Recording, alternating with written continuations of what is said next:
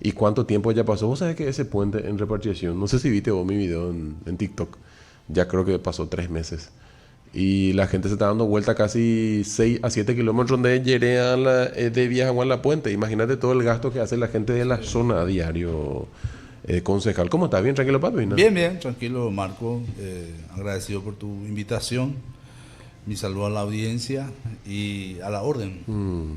Ramón, ¿qué es lo que traes en tu mano? Vos siempre Me dijiste que traía el libro, entonces traje Balacera en el Congreso. A la puta. Un lindo libro que... ¿De guerra o no? Y el último magnicidio. El último magnicidio. Ese es de Argaña, ¿verdad? Argaña, sí, de Argaña. Mira un poco. Son libros, se dice libro de bolsillo, libro muy resumido. Balacera en el Congreso, ¿de qué habla, Ramón? Habla del asesinato del senador Facundo Ifrán, que ocurrió en los fines del siglo XIX. Y sería una parte importante de nuestra historia, porque fue por una cuestión de un cambio de gobierno y los bandos oponentes estaban en el Congreso y sus diferencias no lo dirimaban en forma de debate, sino a balazo. Y ahí fallece un senador, el senador Facundo Ifrán, y cuenta eso en el libro. Mira, che, esto ocurrió el 9 de enero del año 1902, dice acá. Sí, sí. Viste que siempre el libro, Comienzo. en el anverso, pues se dice cuando va atrás. Anverso. En el anverso siempre dice Balacera en el Congreso, escrito por el doctor Erasmo González, trata sobre uno de los incidentes de violencia política muchas veces referidos, pero explicados con detalles en muy pocas ocasiones. Este libro es una contribución indudable para que el lector comprenda a cabalidad qué ocurrió aquel 9 de enero del año 1902 en el recinto del Congreso paraguayo, donde las diferencias políticas entre dos sectores del mismo partido, Sí, del mismo partido, el Partido Colorado. el nacional republicano, dice, terminaron resolviéndose a balazos. De verdad los vimos a balazos. Así es. Lo que dejó un luctuoso saldo. ¿Hoy en la mano? Sí, el senador Facundo Ifrán. A la gran pistola ya. Sí. O sea que no solamente hay marzo paraguayo, entonces, ¿qué ocurrió dentro de la historia, digamos? Paraguay tiene un listado de enfrentamientos que comienza en 1904 con la Revolución Liberal. Ellos llegaron al poder a través de una revolución. Posterior a eso, cada año ya revoluciones, cambio de presidente de la República se hacía a través de revoluciones. No había elecciones y más bien el poder se dirimía a través de las armas. Y que inclusive hubo 3 presidentes en un año.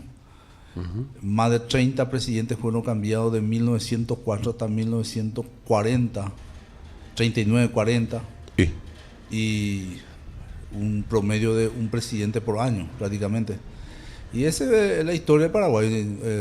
Es muy importante leer un poco para entender lo que pasa muchas veces en Marco. Muchos no entiende y opina, y siempre nosotros los colorados somos víctimas del ataque de los peores conceptos contra un partido. Y si vamos a irnos por la historia misma, si nosotros vamos a hablar de la historia y si vamos a poner en balanza al Partido Colorado, ni 10% a las atrocidades liberales no llega. A la pucha.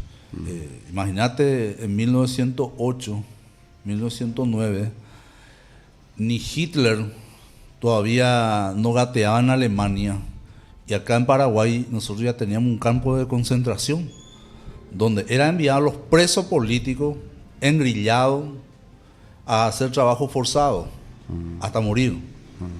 Primero fueron los colorados, fueron enviados a esos campos de concentraciones.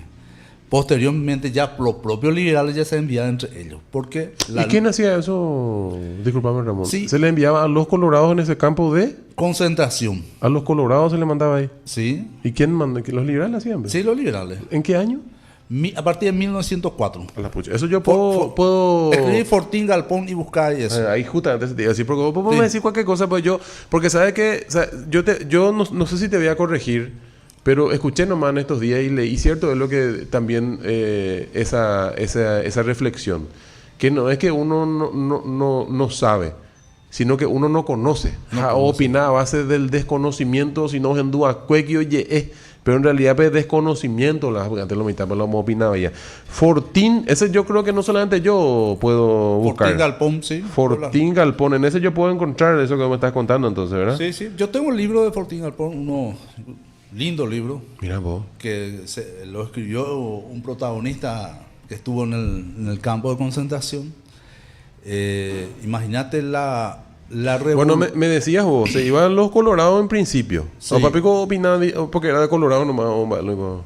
Y sí, porque era colorado. Vos jubilares ya. Sí. Papi es más liberal. Y después los liberales ya. Por eso es importante analizar cada paso de la historia. Inclusive, Marco, la gran colectividad paraguaya que se fueron a Argentina, a Buenos Aires, a las provincias, eso empezó en 1911, después de la gran revolución entre liberales. Y entre la revolución de 1904 y 1911, hasta 1911, hubo más muertes que toda la guerra del Chaco. Ay, comete. Sí. Y más de 300.000 paraguayos empezaron a salir del país para irse en Argentina, justamente por la inestabilidad, por la violencia que había en esos tiempos. Vos decís que se dio ese incentivo de correr del país a consecuencia de eso. A consecuencia. ¿En qué año fue eso? Y a partir de 1904. Tenés que leer nomás a partir de 1904. Fortín Galpón Pejeína. Fortín Galpón está también eso. Está todito eso. 1904. A partir de 1904. ¿Hubo más muertes?